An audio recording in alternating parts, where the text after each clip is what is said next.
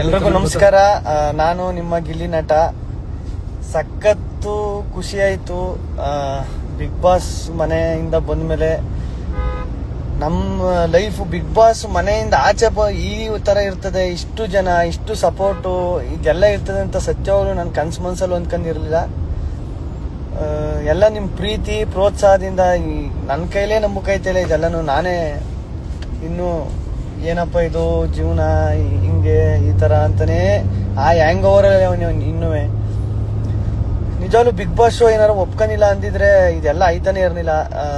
ಆ ಟೈಮು, ಆ ದೇವ್ರ ಆಶೀರ್ವಾದ, ನಿಮ್ಮ ಜನರ ಆಶೀರ್ವಾದ ಇವತ್ತು ನನಗೆ ಬಿಗ್ ಬಾಸ್ ಶೋ ಜಾಸ್ತಿ ಓಟ್ ಬಿದ್ದು ವಿನ್ ಆಗೋ ಥರ ಮಾಡ್ತು.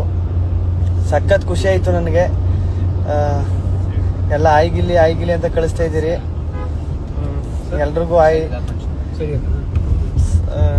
ಏನ್ ಮಾತಾಡ್ಬೇಕು ಅಂತಾನೆ ಗೊತ್ತಾಯ್ತಿಲ್ಲ. ನಾನು ಹೊರಗಡೆ ಮನೆಯಿಂದ ಆಚೆ ಬಂದ್ಮೇಲೆ ನಾನೇ ಸೈಲೆಂಟ್ ಆಗ್ಬಿಟ್ಟವನಿ. ಅಷ್ಟೊಂದು ಮಾತಾಡ್ತಿದ್ದವನು. ಏನಪ್ಪ ಇದು ಈ ತರ, ಅಯ್ಯೋ ದೇವ್ರೇ, ಇಷ್ಟೊಂದು ಪ್ರೀತಿ, ಇಷ್ಟೊಂದು ಪ್ರೋತ್ಸಾಹ ಎಲ್ಲ ಮನೆ ಮಗನ ತರ ನೋಡಿ. ನಮ್ಮನೆ ಅವ್ನ್ ಗಿಲ್ಲಿ ಅಣ್ಣನೋ ತಮ್ಮನೋ ಆ ತರ, ನನ್ನ ಮಗನೋ ಆ ತರ ನೋಡಿ ಮಾತಾಡಿಸ್ತಾರೆ. ಗಿಲ್ಲಿ ಚೆನ್ನಾಗ್ ಆಡ್ದೆ ಗಿಲ್ಲಿ. ಬಿಗ್ ಬಾಸ್ ಶೋ ಮುಗಿದ್ಮೇಲೆ ನಾವು ಟಿವಿ ನಿಜವಾಗ್ಲೂ ಸಖತ್ ಅಂದ್ರೆ ಸಖತ್ತು ಖುಷಿ.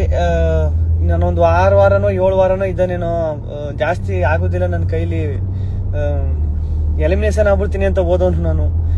ಕೊನೆಗೆ 10 ವಾರ ಆಯ್ತು, 16 ವಾರ ಆಯ್ತು, ಫೈನಲ್ ಕಂಟೆಸ್ಟೆಂಟ್ ಆಯ್ತು, ವಿನ್ ಆಯ್ತು. ನಿಜವಾಗ್ಲೂ ಅದು ಅದೇ ಹೇಳ್ತಾವನೆಲ್ಲ ಈಗಲೂ ನಂಬಕೈತಿಲ್ಲ ನನಗೆ ಇದೆಲ್ಲನೂ ಅಂತ. ಏನಪ್ಪ ನನ್ನ ಆಸೆ ಏನು ಅಂದ್ರೆ ಈ ಪ್ರೀತಿ ಪ್ರೋತ್ಸಾಹ, ಈ ಜನರ ನಂಬಿಕೆ ಇದೆಲ್ಲನೂ ಕೊನೆವರೆಗೂ ಉಳಿಸ್ಕೊಬಿಟ್ರೆ ಸಾಕು ಅನ್ನೋ ತರ ಐತೆ. ನಾನು ಇರೋವರೆಗೂ ನಿಮ್ಮ ಕರ್ನಾಟಕ ಜನತೆ ಋಣನ ನಾನು ಯಾವತ್ತೂ ಮರೆಯಲ್ಲ.